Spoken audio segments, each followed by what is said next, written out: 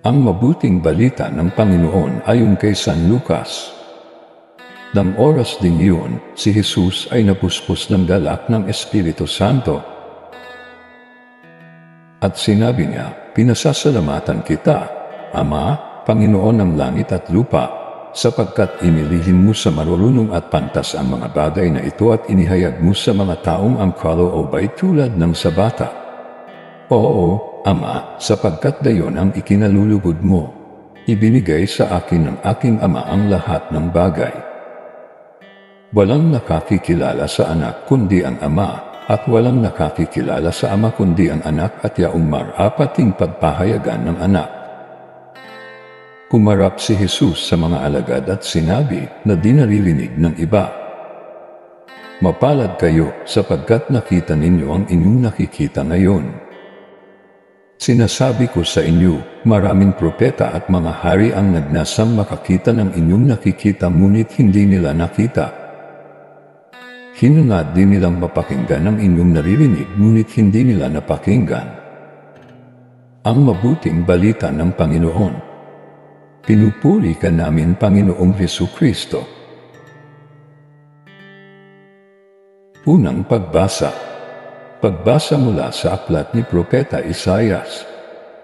Sa araw na iyon, sa lahi ni Jesse ay lilitaw ang isang hari.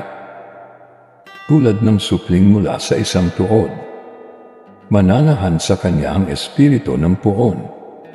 Bibigyan siya ng katalinuhan at pagkaunawa, ng kaalaman at kapangyarihan, ng karunungan at takot sa Panginoon.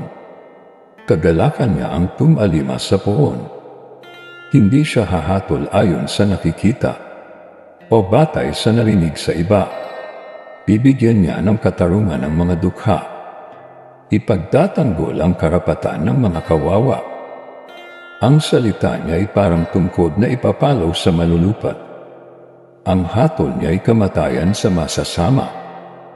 Katarungan at katapatan ang paiiralan niya sa kanyang pamamahala. Maninirahan ang asong gubat sa piling ng kordero. Matutulog ang leopardo sa tabi ng batang kambing. Magsasama ang guya at ang batang leon. At ang mag-aalaga sa kanila ay batang paslit. Ang baka at ang oso ay magkasamang mga nginain. Ang mga anak nila ay magkakatabing matutulog. Kakain ng damo ang leon na animoy toro. Maglalaro ang batang pasusuhin sa tabi ng lungga ng ahas. Hindi maaano ang bata kahit laruin ang ulupong. Walang mananakit o mamiminsala sa nasa saklaw ng banal na bundok. Sapagkat kung paanong puno ng tubig ang karagatan, laganap sa buong lupain ang pagkakilala sa Panginoon. Sa araw na iyon, isisilang ang hari mula sa lahi ni Jesse. Ang magiging palatandaan para sa mga bansa. Ang mga bayay tutungo sa banal na lungsod upang parangalan siya. At magiging maningning ang kanyang luklukan. Ang salita ng Diyos. Salamat sa Diyos. Salmong tugunan. Mabubuhay siyang marangal at sasagana kailanman. Turuan mo yaong haring humatol ng katwiran. Sa taglay mong katarungan, O Diyos, siya'y bahaginan. Upang siya'y maging tapat mamahala sa iyong bayan. At pati sa mahihirap maging tapat siyang tunay. Mabubuhay siyang marangal at sasagana kailanman. Yaong buhay na matuwid sa kanyang kapanahunan. Madama ng bansa niya at umunlad habang buhay.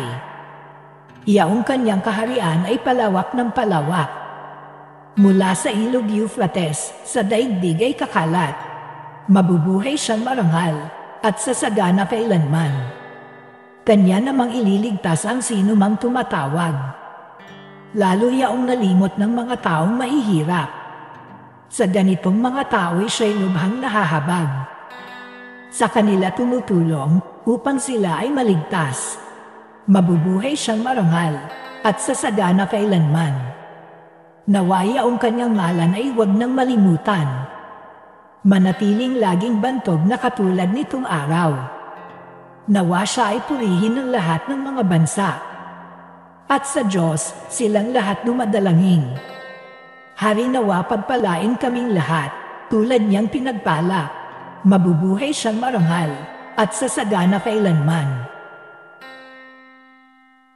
Aleluya! Aleluya! Panginoon ay darating. Bibigyan niya ng paningin. Mga bulag na gagaling. Aleluya! Aleluya!